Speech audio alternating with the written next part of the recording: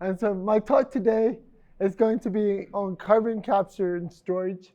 Often carbon capture utilization and storage is what's talked about, but my talk is just going to focus on carbon capture and storage. So in the world of CO2 capture, the most common chemicals that are used are a class of compounds called alkanolamines. And these compounds are liquids. And in order to capture the CO2 from a CO2 stream, we rely on the amine, and there's several different types of chemistries that are involved. In an anhydrous environment, we form a carbamate species, and in an aqueous environment, we form this carbonate species. The important thing to realize here is the limitations that are placed by using a liquid. These liquids are very viscous, and so in order to use them, we have to dilute them in water. And when we dilute them in water, their storage capacity decreases, and it also presents challenges in that it favors the formation of the bicarbonate species, which is energetic, requires more energy to regenerate. So the reason why we do CO2 capture is so that we can use it for various purposes, and we can also store it in the subsurface, which I'll talk about later. So in order to use these liquids, we need very large plants, chemical plants. And in these plants, we have what are called gas-liquid contactors. And these gas-liquid contactors basically disperse the liquid as very fine droplets. And by doing this, we increase the surface area of these liquids. And by increasing the surface area of the liquids, we improve the reactivity. So it has better contact with the CO2, either in the atmosphere or in a gas stream. And so there's a lot of complex chemical engineering infrastructure that's required. And so about 7 or 8 years ago, my team at CSIRO in Perth began to look at liquid polymer composites. Can we use these relatively cheap liquids, and can we get rid of all the chemical engineering, all the expensive plant infrastructure that we need, and just use a simple polymeric material?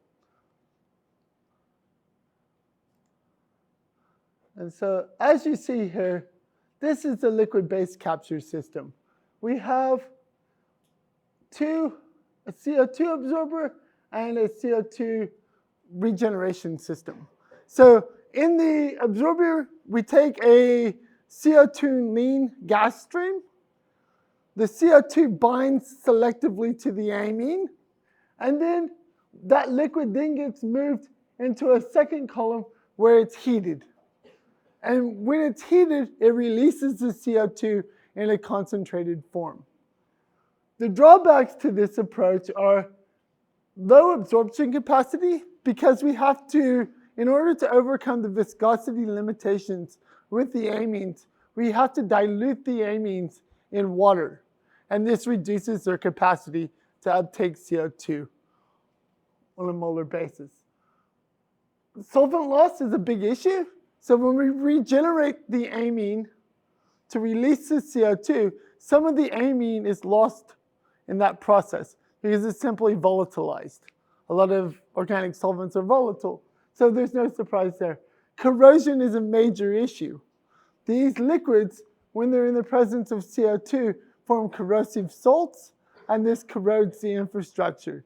This necessitates the use of very expensive types of steel, further increasing the cost related to CO2 capture and storage, which, if the cost is too much, it's unlikely that it will be used as a technique to address climate change. So there are several things that we need to consider. The absorption. So we look at amines in a very positive light here because they have a very high selectivity for CO2. It's also well known that we can desorb the CO2 from the amines through a simple heating process. there's some concerns that we have related to the amount of energy required to desorb and the stability of the amines. So there are three different types of amines: primary amines, secondary amines, and tertiary amines. Primary amines have the strongest affinity for CO2, but they're also the least stable in terms of oxygen. And they require the most energy in order to regenerate. But they have the strongest binding for CO2. Tertiary amines, on the other hand, weakly bind to the CO2. They're easily regenerated and more stable.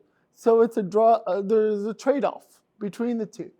So our research group has largely focused on the use of secondary amines because this is in that middle ground region where we have both the properties of both primary and tertiary amines. So about 8 years ago, our research group began to look at these amines and said, can we replace all the chemical engineering infrastructure and just use polymer materials? So in Australia, we have a hardware store known as Bunnings. It's very famous in Australia. You can go to Bunnings on the weekend and get sausages from fundraisers. It's a hardware store that everybody goes to on the weekends. And so we went to Bunnings and we bought water crystals. And these are polymeric materials that you can put in your garden which will absorb water. And it will, you don't need to basically water your garden as often if you put these in there. So what we did is we combined the liquid amine with these water crystals that we bought from the hardware store. And lo and behold, what we were able to do is those liquid amines absorbed into the polymer material, forming micro droplets throughout the polymer matrix. So the micro droplets that we previously obtained from the complex chemical engineering plant. So we have this plant that's producing these micro droplets. It's very expensive to do. We can do all that by just dispersing the liquid throughout the polymer. And so now with this liquid distributed throughout the polymer, the liquid amine has a very high surface area, and now it has a much higher reaction rate with the CO2. The video, I have a video, but it didn't get transferred onto the USB drive. It's a long story. But basically, you have, and I was going to try to do a demonstration here, but that proved too difficult as well. So basically, what you have in here is one with a liquid here, and one with the liquid dispersed onto the polymer. And in these balloons, you have CO2.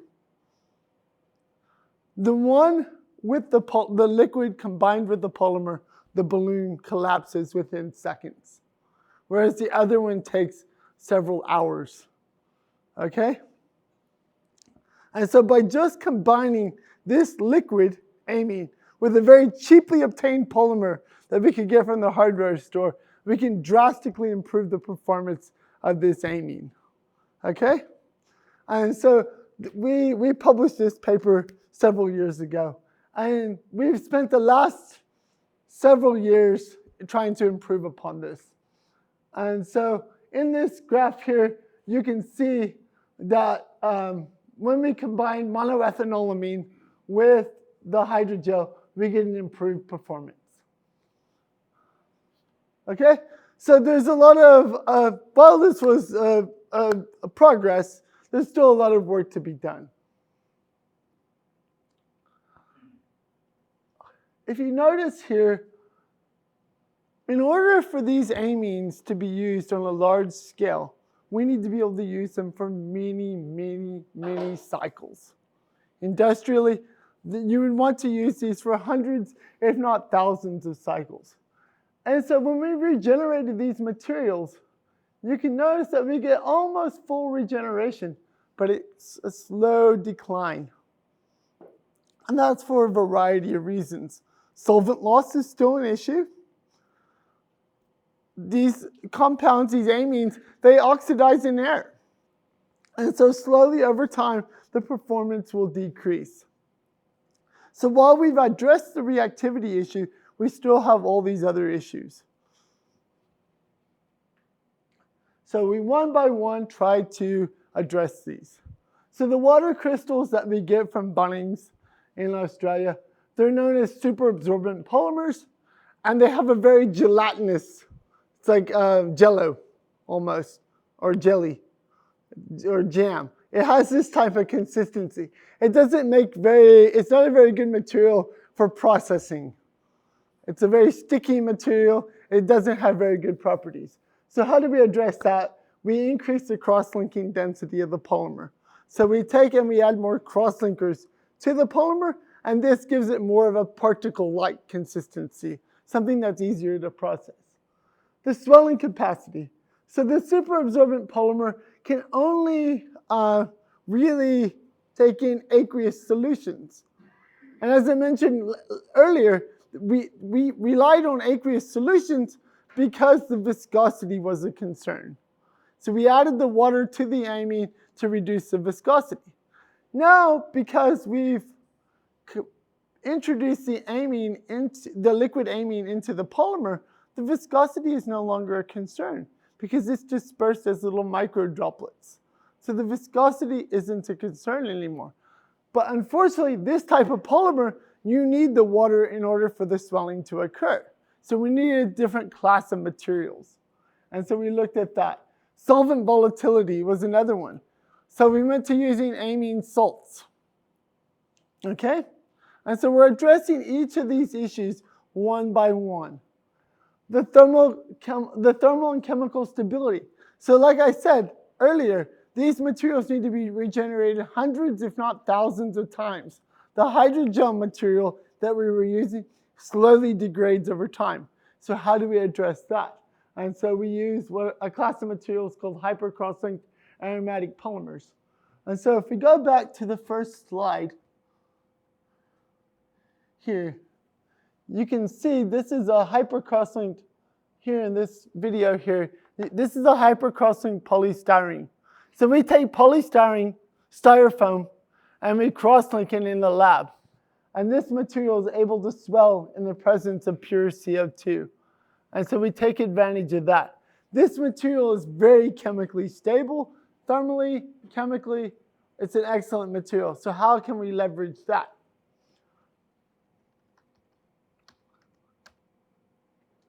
So in the lab, we took polyethylene amine.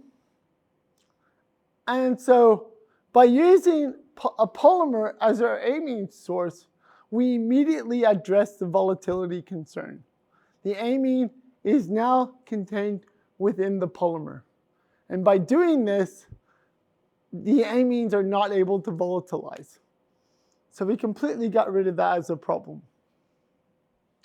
And we use a cross-linker, and we get a nice powder material.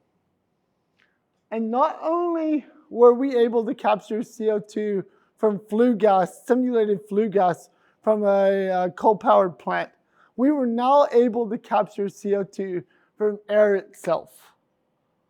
The material is so active, we can capture CO2 quite effectively from air using a very cheap material.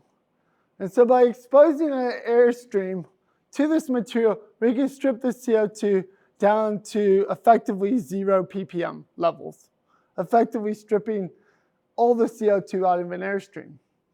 By using a very cheap material, we get a capacity of about 5% with this material. This material is now the subject of a technology that we call carbon assist.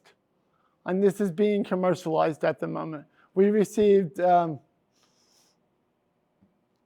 approximately 20 million Australian dollars from Santos to develop this technology. And so we're trying to bring this technology that I'm showing you here to market. So another approach is using non-aqueous solvents. So with this polyethylene amine, one of the challenges is it requires water as a solvent to swell the polymer.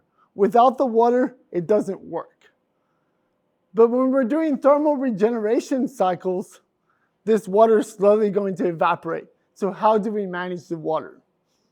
And so one of the ideas to do that is to replace the water in the polyethylene imine system with non-aqueous solvents. And we showed that using pure diethanolamine as a solvent, that we could effectively get rid of the water in the system forever. And so we no longer have to worry about water, managing the water. We can just use pure diethanolamine, which has never been used on its own for CO2 capture, simply because it's way too viscous. But this is a very cheap material. And so by combining very cheap hydrogel materials with diethanolamine, we no longer have to rely on complex metal organic frameworks that are thousands of dollars per gram to make, or thousands of dollars, tens of thousands of dollars per kilogram to make. We can make these materials for $20 to $30 per kilogram in commercial kitchen blenders. We don't need complex labs or anything. We can mass produce these materials in just kitchen blenders that we can buy from Walmart.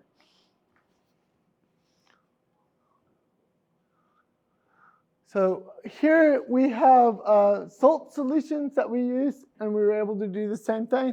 These salts, the diethanolamine, it has reduced volatility relative to water, but it still volatilizes over time. By going to amino acid salt solutions, we completely address the volatility concern. And so step by step, we're improving the performance of this material. And so you see that here. We're able to completely strip out the CO2, and then over time, it increases as we completely saturate the powder. Okay? Once we have the CO2 in a concentrated form, then we can look at utilizing and storage. So this slide here is basically the latest that we have. So we now can take a material that's commercially available based on a waste stream. So polystyrene, it's a big problem. Can we do something with polystyrene that's good for the environment, other than just putting it into a landfill? So we can cross-link polystyrene, make a material, it's chemically stable, thermally stable. We can put a relatively cheap solvent into it, and now we can get quantitative uptake of CO2. Theoretical efficiency of 0.5. Okay? So this is as good as it gets. Okay? And so this is the technology that Carbon Assist within CSIRO is trying to commercialize. The point of this story is that with very cheap materials, very cheap chemicals, and very cheap solvents, we can try to achieve performance that exceeds that of very complex materials. So throughout your career, if you go into chemistry, try to think about simple ways to address complex problems. And that's kind of the point of that. Okay? That's the take-home message I want to convey. That with a very cheap material, we can try to solve some of the world's problems. Okay? So once we have the CO2 in a pure, relatively pure way, what can we do with it? So CO2 has a lot of uses, and I won't talk about those tonight.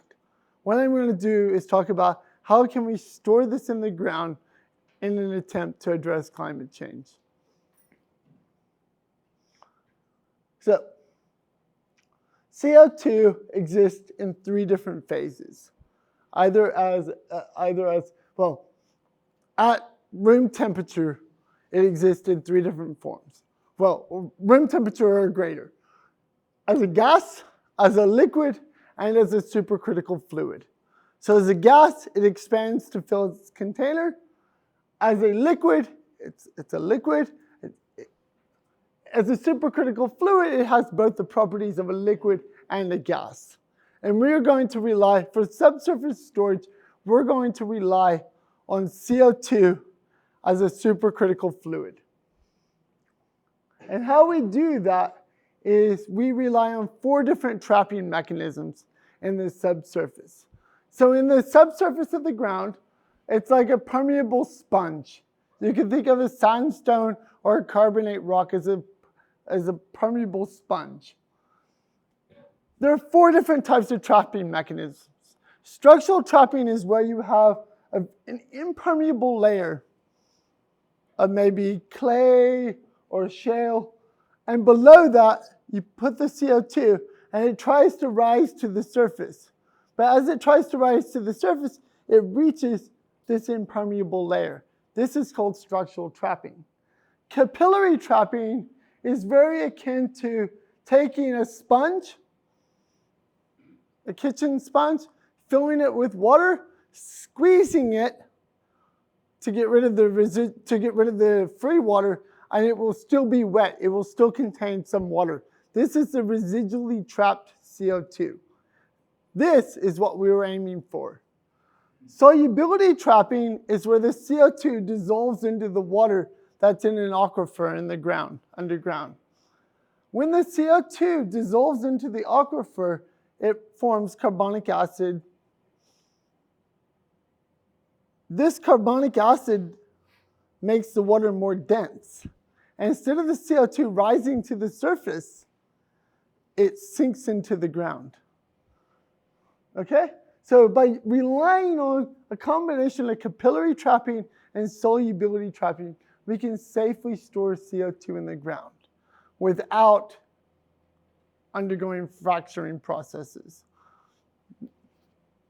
Mineral trapping I won't talk about because mineral trapping is only specific to very unique geologies that you might find in Iceland, volcanic geologies over a reasonable time scale. So I won't talk about those because they can't be widely implemented. So we're going to rely on capillary trapping and solubility trapping. And so this has been demonstrated on a large million ton scale per year projects in Norway, in Canada, and now in Western Australia on Barrow Island at Gorgon. So this is a proven technology. We just need to get people motivated and industry motivated to bring this forward as a way to address climate change.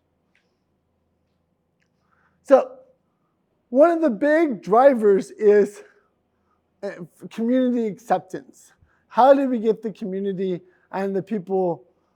Social acceptance is a big thing in the oil and gas industry, and in particular in the CO2 storage industry.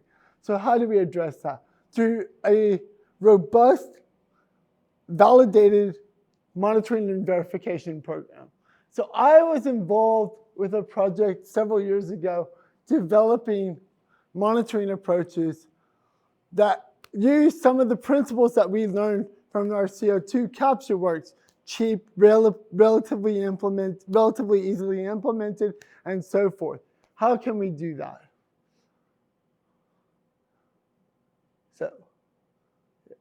So here you can see this is a project where we put CO2 into the ground. And so for geological CO2 storage, we normally go very, very deep. So greater than 800 meters. So 2,600 feet. We want to go deeper than about 2,600 feet, and we're able to store the CO2 as a supercritical fluid. But how would it look on the surface if we had a leak? And so that's the purposes of this research. So here we have CO2, and we deliberately release it at the very near subsurface. And you see here a marker. We have a dead spot in the ground. Okay? But that's not a very, it's a bit browner there. But that's not a very reliable indicator of CO2 leakage, because that could be for any number of reasons. It could just be that it didn't get watered, or there could be, or people were stomping on the ground there. It could be for a number of reasons, okay? So this isn't a very robust approach, just looking at features on the surface, okay? It doesn't have very good sensitivity. The spatial coverage isn't very good. But it's one approach that you could use. It's probably the most primitive approach. So what we do is we do mobile surveys in the Australian outback looking at this. And so we set up in the back of a four-wheel drive vehicle, we set up a IR spectrometer. And we measure the CO2 and the methane concentrations coming out of the ground. So we use flux chambers that you'll see on the right-hand side there. And we also collect data from driving around. This approach allows us to cover a very large area. So we can do monitoring projects that are the size of the Northern Territory, so size of Japan. These very large areas that we can cover, size all of Texas, that kind of scale. We can do that. But the limitation of this approach is that we get one data point for an instant in time. Okay? As we're driving, we get that data point for an instant in time. So that's a limitation of this approach. So highway speeds, we get a live feed of data into the computer, and we can, if we see something, we can immediately turn the car around and investigate it.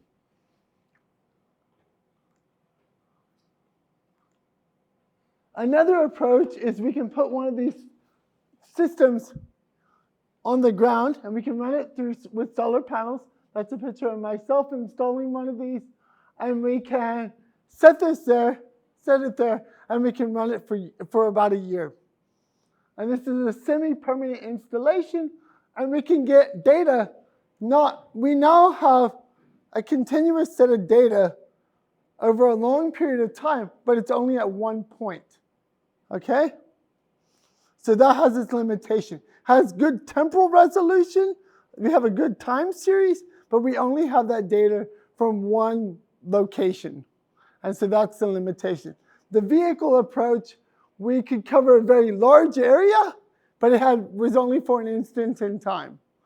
And so by combining these two approaches of large-scale sampling at an instant in time and repeating that several times with these long-term data sets at a fixed location, we can develop a more robust monitoring and verification program. Okay? So here, this is the next generation of this system. So this was completely semi-permanent. This was done on the cheap. We just put the solar panels on the ground. Here, we installed the solar panels on a trailer that we could move around. This was installed in Queensland. This area here that you see here is a floodplain. So when storms come through in Queensland, this area floods. And so by putting it onto the trailer, we're able to very quickly demobilize it when the water comes. So this is the project I was involved with south of Perth, where we injected CO2 into the ground at a depth of about 200 meters to look at what a leakage would look like in a faulted reservoir.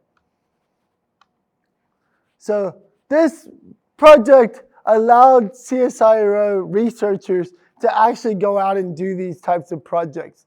Normally, CO2 injection projects are the domain of large oil and gas companies, and they don't really present an opportunity for researchers like myself to get their hands dirty and to actually get involved with the actual CO2 injection. So here I ran the CO2 injection program and the monitoring program.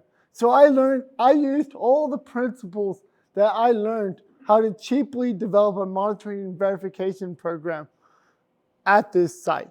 We were only given 2 months to drill the wells, get the CO2 tanks on site, do the injection, and do the monitoring program. We had 2 months to do that. That was before Christmas. Right after Christmas, we started the project, and we were done within a month and a half.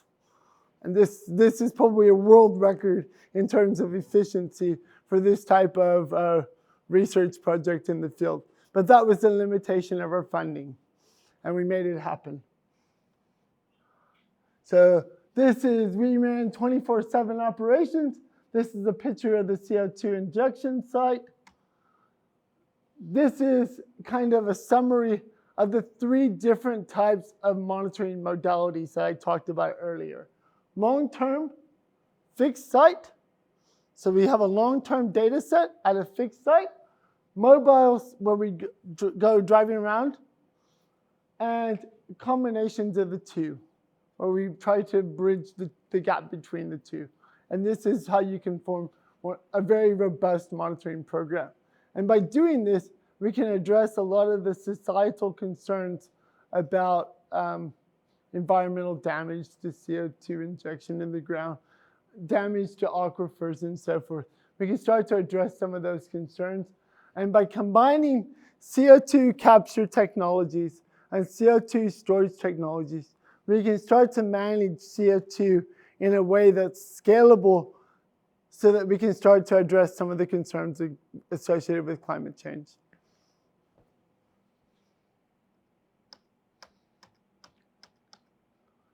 I'll leave it at that. Yeah, so there's an additional cost to, if you were to retrofit onto a power plant, a CO2 capture system. The idea is, yeah, you can rely on renewables to reduce a lot of CO2 emissions. But you have the limitations of renewables in that you need long-term baseline storage. A lot of people are moving to things like lithium batteries as a way to address the intermittency issue with renewable energy. So, but what a lot of people don't realize is the world has a very limited supply of lithium. And if we go down that path, the price of lithium will skyrocket. In my opinion, we don't have enough lithium for everybody to have an electric vehicle. The price of lithium is just, unless we have a robust recycling program for lithium batteries, which we don't have yet, it's just not tenable. So CO2 capture and storage plays a role, in my opinion, in trying to, it's going to be a long-term, it's going to be a medium-term solution, because right now it may not be cost-effective. But once we go down the path of renewables on a large scale and we try to reduce CO2 emissions, once we're down that path, that's where technologies like CO2 capture and storage will play a larger role. In my opinion, CO2 storage is going to be difficult, but where there's a lot of possibilities is, can we use CO2 for utilization?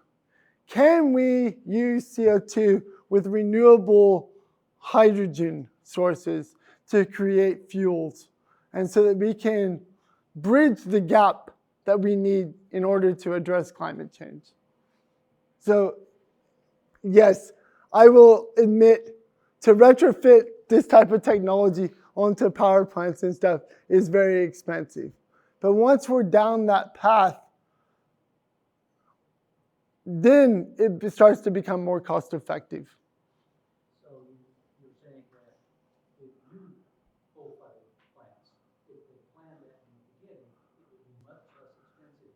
Yes, because you can now choose a storage site that's ideal for it. You can now plan everything. The cost of retrofitting it is very expensive. So if you plan for that, but right now there are very few coal-powered plants outside of your Indias or your Chinas that are building. We just don't build them in the West anymore because, yeah. What? Yes. The problem with natural gas plants is turbines. The emissions off of a turbine, of a gas turbine, are quite hot, and that degrades the amines quite a lot. So, and the formation of NOx. So a lot of gas turbines have NOx emissions, and that acts to destroy the amines. And so you need to address those. And those are some other challenges that, for this audience, I skipped over. But yes, those are challenges. Gas is widely considered a transition fuel away from coal because gas is has about half the carbon intensity compared to coal. And so that's in Australia, we're going down the path of gas turbines using natural gas as a alternative to coal. We have all the issues right now with Russia and supply of gas in Europe, but yeah, hopefully that will be a short-term problem, and that we can start using natural gas as an alternative to coal. There's some research at OU about making use of existing oil wells and gas wells, I guess, because they're already dug down 10,000 feet. And at 10,000 feet, in many places, it's quite a lot hotter. And I'm wondering if that would be useful for the mineral path that you talked about, taking advantage of the heat that's there. Yeah, if the geology is right, yeah, you don't really, but to be honest, you don't need to rely on mineralization. So the project that I did south of Perth, we have no structural trapping. It doesn't exist there. And we showed that we could do a robust CO2 storage program without structural trapping, which means you can do it almost anywhere. So I'm just wondering, in terms of your monitoring, Yep. the part of you talked about monitoring, have you thought about a permanent seismic array to look for gas effects?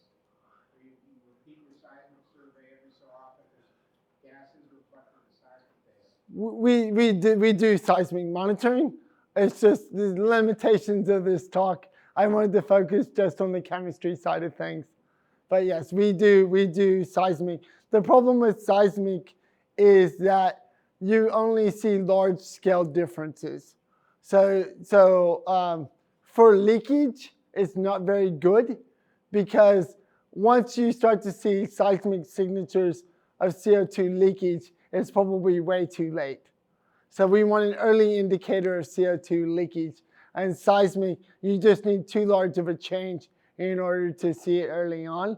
But for routine development of a field for CO2 storage, it's definitely used, and we use it as well. Does that answer your question? Yes. So for traditional aqueous amines, they were very sensitive to sulfur, presence of minute sulfur would cause volatile amines. Is your process somewhat less sensitive? So sulfur? Yeah. So what does the sulfur do? It would cause amine volatilization. The early Drax and other carbon capture. So with H2S, yeah. Sulfur, NOx and H2S are big issues for this.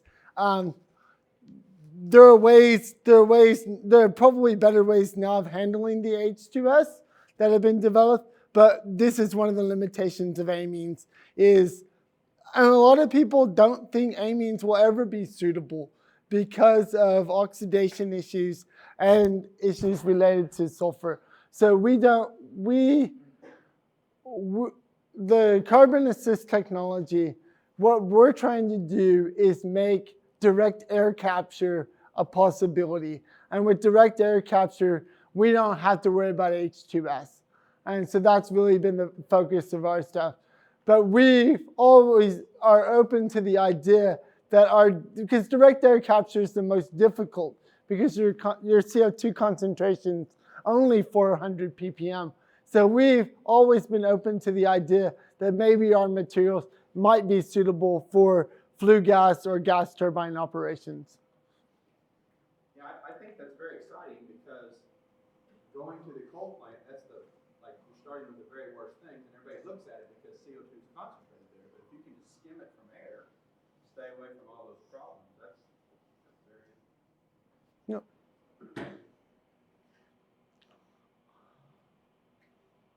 All right, if there are no